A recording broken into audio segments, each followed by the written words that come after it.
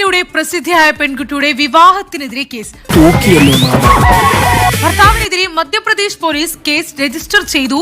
National commission for scheduled tribes അന്വേഷണത്തിൽ പെൺകുട്ടിക്ക് പ്രായപൂർത്തിയായില്ലെന്ന് കണ്ടെത്തിയതിന് പിന്നാലെയാണ് നടപടി. വിശ്വസിക്കരുതടാ, ലോകത്തോരെ പെണ്ണിനെ വിശ്വസിക്കരുത്. വിശ്വസിച്ചാൽ അവളുമാരെ നമ്മളെ ചതിക്കും, അത് ഉറപ്പാ. കേരളത്തിൽ CPM സംസ്ഥാന സെക്രട്ടറി MV ഗോവിന്ദൻ അടക്കം വന്ന് നടത്തിക്കൊടുത്ത കല്യാണമാണ്. ഇപ്പോൾ അതിനെതിരെയാണ് ഒരു കേസ് വന്നിരിക്കുന്നത്. ആര് പറഞ്ഞു? എപ്പ പറഞ്ഞു? ഞാൻ പറഞ്ഞിട്ടില്ല, എനിക്കറിയാൻ പാടില്ല. ഞാൻ മരുന്ന് ഒഴിക്കേണ്ടതാണ്. ഞാൻ പോണ്, ഇത് നിങ്ങളുടെ പ്രശ്നമാണ്. വിവാഹ തട്ടിപ്പിൽ CPIM പോപ്പുലർ ഫ്രണ്ട് ഇടപെടലുണ്ടോ എന്ന കമ്മീഷൻ സംശയം പ്രകടിപ്പിച്ചു. സാരില്ലടാ, നീ എവിടെ പരിപാടി അവതരിപ്പിച്ചാലും ഇത് തന്നെയാണല്ലോ നിന്റെ വിധി. കേരളത്തിൽ നടന്ന വിവാഹം നമുക്കറിയാം. കേരളത്തിലെ പ്രധാനപ്പെട്ട CPM-ന്റെ നേതാക്കൾ പങ്കെടുത്തുകൊണ്ട് നടത്തിയ ഒരു വിവാഹമാണ്.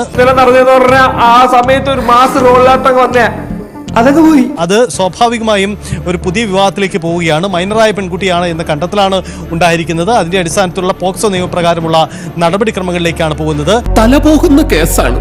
തലയില്ലാതെ വീട്ടിൽ ചെല്ലുമ്പോ അമ്മച്ചി എന്തെങ്കിലും ചോദിച്ചാൽ നമ്മൾ എങ്ങനെ മറുപടി പറയൂടാ? ദേശവിരുദ്ധ സംഘടനകളുടെ പങ്കടക്കം, ഒപ്പം തന്നെ ലവ് ജിഹാദ് അടക്കമുള്ള ആക്ഷേപങ്ങൾ ഉയർന്നിരുന്നു. ഇതിന്റെ അടിസ്ഥാനത്തിലാണ് അന്വേഷണം നടത്തിയത്.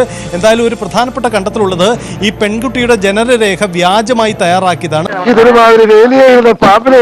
അവിടെ ഒന്നും വെച്ചേക്കല്ലേ.